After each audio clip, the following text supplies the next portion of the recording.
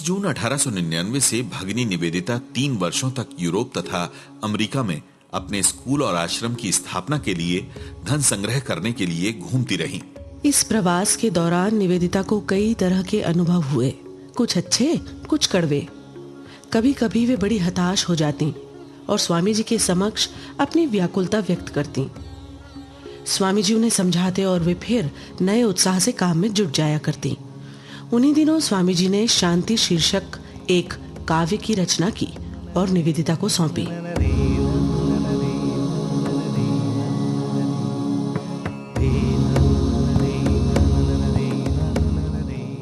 देखो, जो बलात् आती है वो शक्ति शक्ति नहीं है, वो प्रकाश प्रकाश नहीं जो अंधेरे के भीतर है, और ना वो छाया छाया ही है जो चकाचौंध करने वाले प्रकाश के साथ है। वो आनंद है जो कभी व्यक्त नहीं हुआ और अनभोगा गहन दुख है, अमर जीवन जो जिया नहीं गया और अनंत मृत्यु जिस पर किसी को शोक नहीं हुआ। न दुख है न सुख, सत्य वो है जो इन्हें मिलाता है। न रात है न प्रातः, सत्य वो है जो इन्हें जोड़ता है। वो संगीत में मधुर विराम, पावन छंद के मध्य यति है। मुखरता के मध्य मौन, वासनाओं के विस्फोट के बीच वो हृदय की शांति है। सुंदरता वो है जो देखी ना जा सके, प्रेम वो है जो अकेला रहे, गीत वो है जो जिए बिना गाए, ज्ञान वो है जो कभी जाना ना जाए। जो दो प्राणों के बीच मृत्यु है और दो तूफानों के बीच एक स्तब्धता है, वो शून्य जहां से सृष्टि आती है और जहां वो लौट जाती है। वहीं अश्रु बिंदु का अवसान होता है, प्रसन्न रूप को प्रस्फुटित करने का। वही जीवन का चरम लक्ष्य है और शांति ही एकमात्र शरण है। जनवरी सन 1902 में निवेदिता भारत लौट आई और सरस्वती पूजा के दिन स्कूल का शुभारंभ करने का निर्णय लिया। पहले के समान ही स्वामी ब्रह्मानंद और स्वामी शारदानंद ने कई मामलों में उनकी मदद की तथा उचित सलाहें दी। निवेदिता स्वयं ही आस पड़ोस की महिलाओं के पास गई और उन्हें सरस्वती पूजा में शामिल होने का निमंत्रण दिया। पूरा समारोह बड़े ही शानदार ढंग से उत्साहपूर्ण वातावरण में संपन्न हुआ। जब स्वामी जी को इस समारोह के समाचार मिले, तब स्वामी जी ने स्वामी ब्रह्मानंद को लिखा, निवेदिता का सरस्वती का कार्यक्रम बहुत सफल रहा। यह सुनकर बहुत खुशी हुई। यदि वो जल्द ही पाठशाला शुरू करना चाहती है तो कर सकती है। निवेदिता के स्कूल का कार्य पूर्ण उत्साह के साथ शुरू हुआ। इस बार उसके साथ उसकी वृद्ध परिचारिका कुमारी बेटी आई थी। उनकी निवेदिता को बहुत मदद मिली। अप्रैल में क्रिस्टीन ग्रीनस्टाइडेल भारत आई और निवेदिता के साथ 17 बोसपाड़ा लेन में रहने लगी। क्रिस्टीन का स्वभाव मधुर तथा धैर्यवान था, जबकि इसके ठीक विपरीत निवेदिता अधीर स्वभाव की तथा तुरंत ही क्रोधित होने वाली थी। विपरीत स्वभाव के बावजूद ये दोनों अच्छी दोस्त बनी रही। निवेदिता क्रिस्टीन की तारीफ करते नहीं थकती थी। वो जितनी दृढ़ निश्चयी है, उतना ही मृदु तथा सभी के साथ मधुर व्यवहार करने वाली है। दूसरों के ऊपर अधिकार जमाने की उसे कतई इच्छा नहीं रहती। वो बहुत निष्ठावान है, उदारवादी दृष्टिकोण वाली है तथा सबके प्रति सहानुभूति रखती है। उसके विचार उदार हैं। उसके इन गुणों की जितनी तारीफ की जाए कम है। उसमें सौहार्द और विश्वसनीयता 100% है।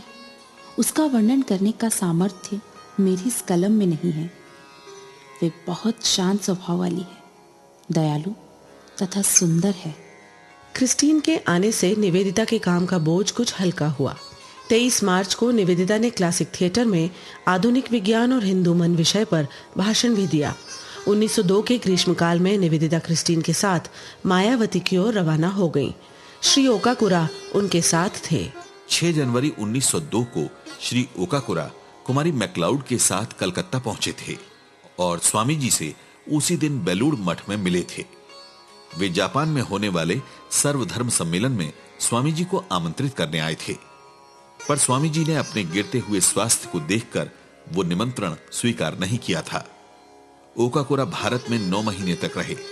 वे बौद्धों के धार्मिक स्थलों को देखना चाहते थे तथा उन जगहों को संरक्षित करने में उनकी विशेष रुचि थी। एशियाई एकता तथा देश की स्वतंत्रता के बारे में उनकी लंबी लंबी वार्ताओं ने निवेदिता को विशेष रूप से आकर्षित किया। यदि कोई भी भारत के लिए कुछ करता तो वो निवेदिता का मित्र बन जाता, और यही ओकाकुरा के साथ भी हुआ। निवेदिता से उनकी तुरंत ही मित्रता हो गई, क्योंकि वे भारत के प्रशंसक थे। बनारस से लौटने के बाद स्वामी जी के स्वास्थ्य में थोड़ा सा भी सुधार नजर नहीं आ रहा था, बल्कि उनकी तबीयत और भी खराब होती नजर आ रही थी। 11 मार्च को रामकृष्ण देव की जयंती थी, अतः मठ में दर्शनाभिलाषियों की भारी भीड़ थी।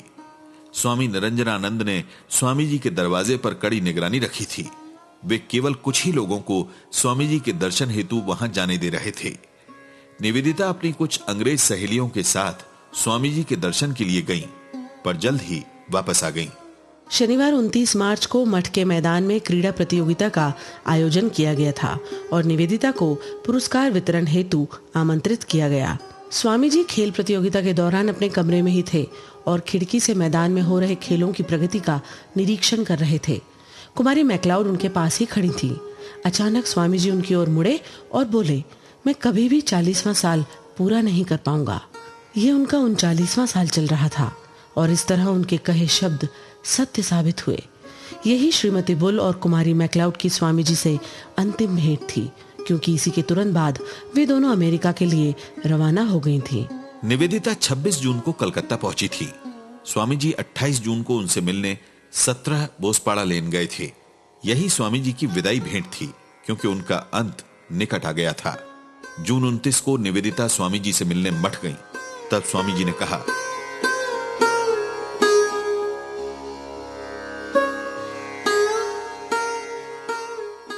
एक उग्र ध्यानावस्था मेरे ऊपर हावी होती जा रही है। मैं मानसिक रूप से मृत्यु का स्वागत करने के लिए पूर्ण रूप से तैयार हूं। अपने महानिर्वाण के संबंध में न जाने कितनी ही बार सूचक शब्दों में स्वामी जी ने अपने शिष्यों को बताने का प्रयत्न किया था। ये शब्द शिष्यों के कानों में पड़े जरूर, पर उनके मस्तिष्क ने इन शब्दों के अर्थों को कभी नहीं समझा। इन शब्दों की ओर उनके शिष्यों ने कभी ध्यान ही नहीं दिया और ना ही उनका गूढ़ार्थ समझने की कोशिश की। उस दिन निवेदिता 3 घंटों तक स्वामी जी के साथ रही थी। बाद में उसने अपनी एक सखी श्रीमती नेल हेमन को लिखा था, बुधवार सुबह में फिर मट गई और वहां स्वामी जी के साथ सुबह 9 से दोपहर तक का समय बिताया। ओह, उस दिन वे कितने पवित्र लग रहे थे। मैं सोचती हूं कि वे जान गए थे कि मैं अब उन्हें नहीं देख पाऊंगी। यही मेरी और उनकी अंतिम भेंट होगी। उस दिन उन्होंने मुझे कितने आशीर्वाद दिए। उनकी उस वक्त की भाव मुद्रा, उनकी तेजस्विता, पवित्रता का मैं शब्दों में वर्णन कर ही नहीं सकती। काश आगे जो होने वाला था वो मैं जान पाती, जो वे जान गए थे। उनके चेहरे को देखकर मुझे लगा कि उन्हें और अधिक आराम और अधिक सेवा की जरूरत है। अतः मैंने अपने वार्तालाप में एक भी ऐसा विषय नहीं आने दिया जिससे वे उत्तेजित हो जाते, उन्हें क्रोध आ जाता और अधिक समय तक मैं उनके पास रहूंगी तो शायद वे थक जाएंगे। ये डर भी मुझे लग रहा था। काश मैं जान पाती कि उनके सानिध्य का एक एक क्षण कितना बहुमूल्य है। पर ओह, अब तो वे विचार भी मुझे असहनीय लगने लगे हैं। शुक्रवार 4 जुलाई को वे रोज से अधिक तंदुरुस्त लगे। पिछले सालों से अधिक स्वस्थ वे उस दिन नजर आ रहे थे। दोपहर तक वे मंदिर में थे। नित्यानुसार 3 घंटे तक उन्होंने छात्रों को संस्कृत पढ़ाया। जो कोई उनसे मिला सबसे बात की। शाम को वे घूमने गए। उसी शाम उन्होंने निवेदिता को संदेश भिजवाया कि वे पहले की अपेक्षा बेहतर महसूस कर रहे हैं। निवेदिता ने उस रात एक सपना देखा था जिसमें उसने देखा था कि श्री रामकृष्ण देव की आत्मा दूसरी बार शरीर त्याग कर रही है। उसी दिन बड़े सवेरे ही मठ से एक संदेशवाहक आया जिसने स्वामी जी के शरीर त्याग की खबर सुनाई। निवेदिता स्तब्ध सी रह गई। उनके मन को भयंकर धक्का लगा। वे तुरंत ही मठ के लिए रवाना हुई। वहां पहुंचने पर उन्हें पता चला कि पिछली संध्या की आरती होने के बाद स्वामी जी ध्यानमग्न हो गए। करीब 1 घंटे बाद वे चैतन्य हुए और फिर फर्श पर बिछे उनके बिस्तर पर लेट गए। अपने एक शिष्य को उन्होंने पंखा झलने को कहा। ऐसे ही 1 और घंटा बीत गया। फिर उनका हाथ थोड़ा सा हिला, फिर 2 बार दीर्घ श्वसन सुनाई दिया और फिर सब शांत हो गया। दोपहर 2 बजे तक निवेदिता स्वामी जी के समीप बैठी रही तथा उनके पार्थिव शरीर को पंखा झलती रही। बाद उनका शरीर बाहर के बरामदे में लाकर रखा गया। एक नए गेरुए कपड़े का उनके शरीर पर आच्छादन किया गया और फूल मालाओं द्वारा उस पार्थिव शरीर को सजाया गया। उनकी आरती उतारी गई। उनके शरीर को उस जगह ले जाया गया जो उन्होंने अपने अंतिम संस्कार के लिए खुद ही चुनी थी। निवेदिता भी इस शव यात्रा के साथ धीरे धीरे चलकर उस नियोजित बेल के पेड़ के निकट पहुंची। जय श्री गुरु महाराज की जय, जय श्री स्वामी जी महाराज की जय के नारों से आकाश गुंजायमान हो रहा था। जलती हुई चिता के पास निस्तब्ध सी निवेदिता खड़ी थी। स्वामी जी के बिस्तरे पर बिछाने वाली चादर वहां पड़ी हुई थी। स्वामी सदानंद से उसने पूछा, क्या ये वस्त्र भी जला दिया जाएगा? स्वामी जी के उपयोग में आने वाली ये अंतिम वस्तु है जिसका स्वामी जी को अंतिम समय तक उपयोग करते मैंने देखा है। स्वामी सदानंद ने उस चद्दर को निवेदिता को देना चाहा, पर शायद ये गलत होगा ये सोचकर उस वक्त निवेदिता ने उसे लिया नहीं। अपनी प्रिय मित्र जोसेफिन मैक्लाउड की इस वक्त उसे तीव्रता से याद आई। इस कपड़े का एक छोटा सा टुकड़ा भी उसे दे पाती तो, ये विचार उसके मन में उभरा। शाम के 6 बज गए। निवेदिता अभी भी जलती हुई चिता के निकट बैठी थी। तभी अचानक उसे लगा कोई उसके आस्तीन खींच रहा है। वो झुककर नीचे देखने लगी। जलती हुई चिता के प्रकाश और रात के अंधियारे के बीच उसने देखा कि उसी कपड़े का छोटा सा टुकड़ा उसके पैरों के पास पड़ा है, जो शायद हवा के कारण चिता से उड़कर उसके पास पहुंच गया था। वो नीचे झुकी और उसने बड़ी ही श्रद्धा से वो पवित्र अवशेष उठाकर अपने माथे से लगा लिया। इस तरह निवेदिता की ये इच्छा भी स्वामी जी ने पूरी कर दी थी। 4 जुलाई को निवेदिता ने अपनी दैनंदिनी में सिर्फ 2 ही शब्द लिखे, स्वामी जी की मृत्यु। गुरुदेव की मृत्यु से उसे जो दुख हुआ था, उसके जीवन में जो कमी आई थी, उसका वर्णन करने का सामर्थ्य उसकी कलम में नहीं था और न ही उसके पास उसके लिए शब्द ही थे। पर उसके पास शोक करने के लिए समय भी कहां था। स्वामी जी के कार्य को उसे आगे बढ़ाना था। स्वामी जी के शब्द जो कुछ साल पहले उन्होंने कहे थे, निवेदिता के कानों में सर्वदा गूंजते रहते। शायद शरीर का ये हाड़ मांस का ढांचा पुराने कपड़ों के समान फेंकना मुझे अच्छा लगे, पर उसके बाद भी मेरा कार्य खत्म नहीं होगा। मैं संसार के हर व्यक्ति को तब तक प्रेरणा देता रहूंगा जब तक वे ईश्वर की एक रूपता के बारे में जान न लें। निवेदिता जानती थी कि स्वामी जी को उसके द्वारा कार्य करवाना था। उसको ही साधन मानकर लोगों को कार्य की स्फूर्ति देनी थी। अतः उसने अपनी एक सहेली को प्रार्थनामय अंतःकरण से लिखा है, प्रार्थना करो कि मुझे ईश्वर इतनी शक्ति दे, इतना ज्ञान दे, इतनी भक्ति दे कि मैं स्वामी जी के कार्यों को पूरा कर सकूं। इस वक्त इससे बड़ी शुभकामना मेरे लिए और कुछ हो ही नहीं सकती। मैं कोई और शुभकामना नहीं चाहती। स्वामी जी की मृत्यु नहीं हुई है, वे तो हर दम हमारे साथ हैं। मुझे तो उनके निर्वाण पर शोक करना भी संभव नहीं, क्योंकि मुझे उनके कार्य को आगे बढ़ाना है। प्रत्येक व्यतीत होने वाला दिन स्पष्टतः ये कह रहा है कि मुझे अपने धर्म पिता के कार्यों की जिम्मेदारी लेनी है। तुम ईश्वर से प्रार्थना करो कि मैं इस जिम्मेदारी को व्यवस्थित ढंग से निभा सकूं। स्वामी जी की मृत्यु के कुछ ही दिनों पश्चात निवेदिता को एक गंभीर समस्या का सामना करना पड़ा। एक ब्रह्मचारिणी तथा रामकृष्ण मिशन से दीक्षित होने के नाते यह जरूरी हो गया कि मिशन की नियमावली का उल्लंघन न हो। इसके लिए उसे अपनी राजनीतिक आकांक्षाओं तथा राजनीतिक संबंधों को त्याग देना होगा, पर इसके लिए उसके स्वयं के विचार इस निर्णय का विरोध कर रहे थे। उसने बड़ी स्पष्टता से कहा, मैं हिंदू थी और हिंदू ही रहूंगी, ये सच है, पर भारत की राजनीतिक समस्याएं भी तो ध्यान देने योग्य हैं। मुझे राजनीतिक क्षेत्र में मेरी आवश्यकता स्पष्ट दिखाई दे रही है। स्वामी जी की मृत्यु के कुछ ही दिन पहले जब स्वामी जी से बेलूड़ मठ में वो मिली थी, तब उसने स्वामी जी से इस विषय में बात की थी। पश्चिम के दौरे पर जाने के पहले विधवा और अनाथ लड़कियों के लिए आश्रम खोलने का विचार जो उसके मन में था, उसके बारे में भी उसने चर्चा की थी। स्वामी जी ने उसी वक्त स्पष्ट रूप से कहा था कि ऐसे आश्रम भारत में सफल नहीं हो सकते, क्योंकि ये आश्रम लड़कियों की भलाई की अपेक्षा बुरा ही अधिक करेंगे। तब उनकी बात का समर्थन करते हुए निवेदिता ने तुरंत कहा था, हाँ, ये बात ठीक ही है, पर क्या आप समझ रहे हैं कि मैं असल में आपसे क्या कहना चाहती हूँ? मैं कहना चाहती हूँ कि भारत के दूसरे प्रश्नों का यदि पहले हल ढूंढ लिया जाए तो फिर बाद में शिक्षा के प्रश्न की ओर ध्यान दिया जा सकता है। स्वामी जी समझ गए थे कि दूसरे प्रश्न से निवेदिता का अर्थ राजनीतिक स्वतंत्रता है। वे गंभीरता से बोले, ठीक है, मार्गरेट, शायद तुम्हारा कथन सत्य हो, पर मुझे अब ऐसा लगने लगा है कि मैं मृत्यु के बहुत नजदीक पहुंच चुका हूं।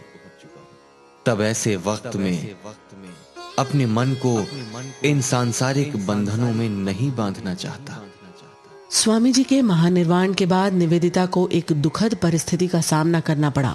19 जुलाई की अमृत बाजार पत्रिका में यह समाचार जाहिर सूचना के रूप में प्रकाशित हुआ।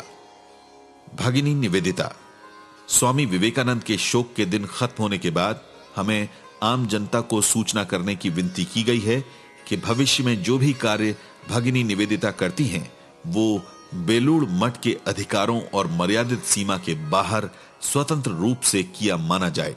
ये निर्णय बेलूड़ मठ के पदाधिकारियों तथा भगिनी निवेदिता के परस्पर सहमति से लिया गया है। निवेदिता इसको पढ़कर बहुत ही क्रोधित हुई। 28 जुलाई को उन्होंने स्टेटमेंट के संपादक के नाम एक पत्र लिखा।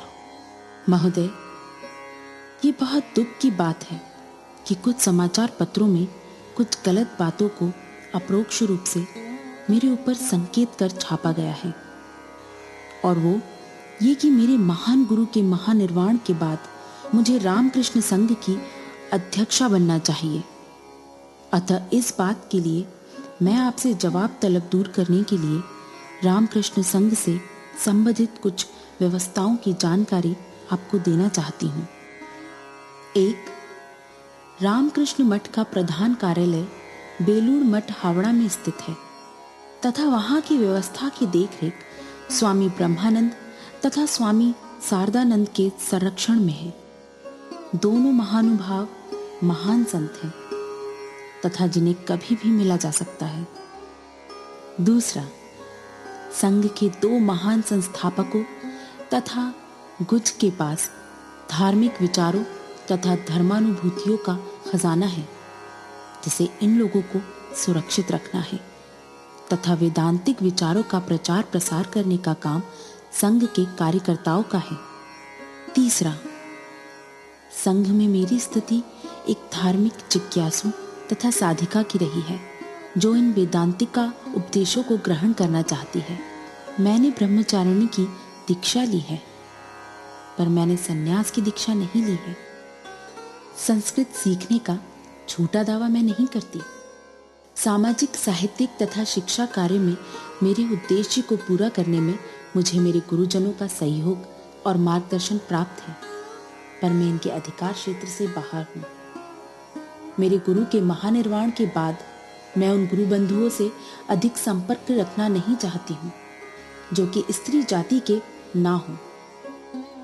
मेरी दृष्टि में तो ये बात ही इतनी शोचनीय है कि ये माना जा रहा है कि हिंदू लोगों के धार्मिक जीवन की प्रगति हेतु यूरोपियन नेता की जरूरत है, जबकि स्थिति इसके ठीक विपरीत है। मुझे विश्वास है कि इस पत्र पर बहुत सारे पत्रकारों की नजर पड़ेगी। इसे व्यक्तिगत स्वीकृति मानी जाए। उत्तर की प्रतीक्षा है। मैं रामकृष्ण विवेकानंद की निवेदिता।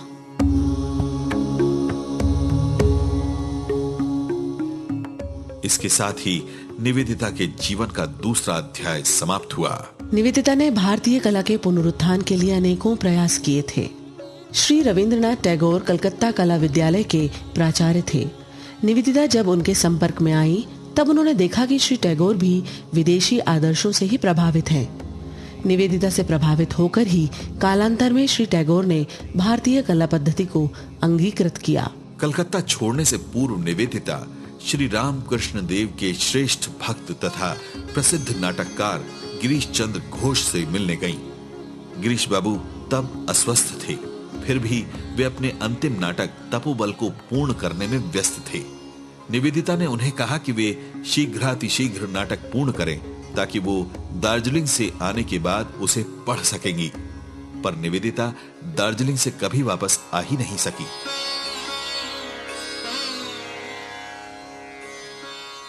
शाला में जैसे ही दुर्गा पूजा की छुट्टियां शुरू हुई, निवेदिता ने दार्जिलिंग जाने की तैयारी शुरू कर दी। निवेदिता श्री माँ के घर गईं और वहां स्वामी शारदानंद, गोपाल माँ और योगिनी माँ से मिली। 7 सितंबर निवेदिता को अपने निर्वाण काल की अति निकटता का स्पष्ट आभास होने लगा था। मन से भी वे इसके लिए पूर्णतः तैयार थीं। उन्होंने अपना एक इच्छा पत्र तैयार करवाया।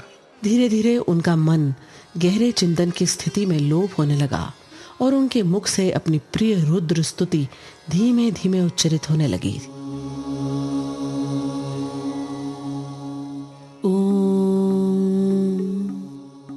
असतो मा सद्गमय तमसो मा ज्योतिर्गमय मृत्युर्मा अमृतम गमय। असत्य से सत्य की ओर, अंधकार से प्रकाश की ओर ले चलो, मृत्यु से अमृतत्व की ओर ले चलो। हे रुद्र, अपनी अस्मिता से परे हमें सदा के लिए दूर ले चलो।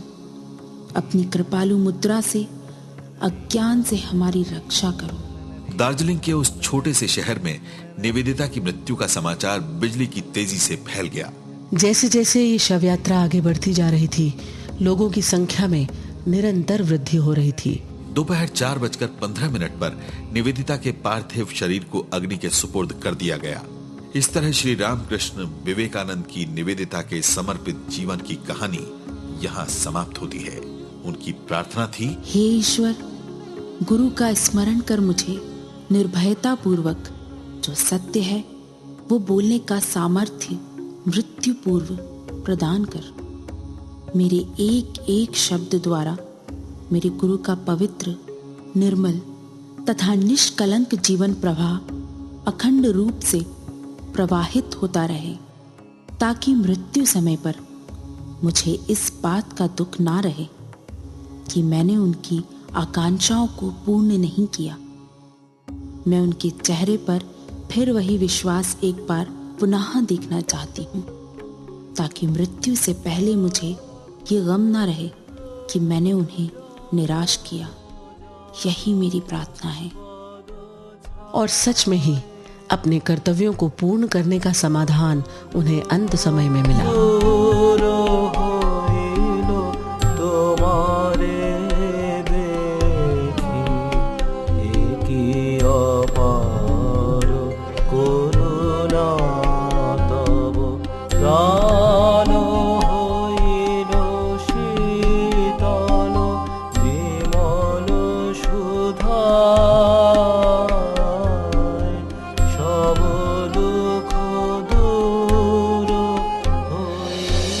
युग प्रवर्तक विवेकानंद, परिकल्पना श्री राम तिवारी, समन्वय संजय यादव, मध्य प्रदेश शासन संस्कृति विभाग, स्वराज संस्थान संचालनालय की प्रस्तुति।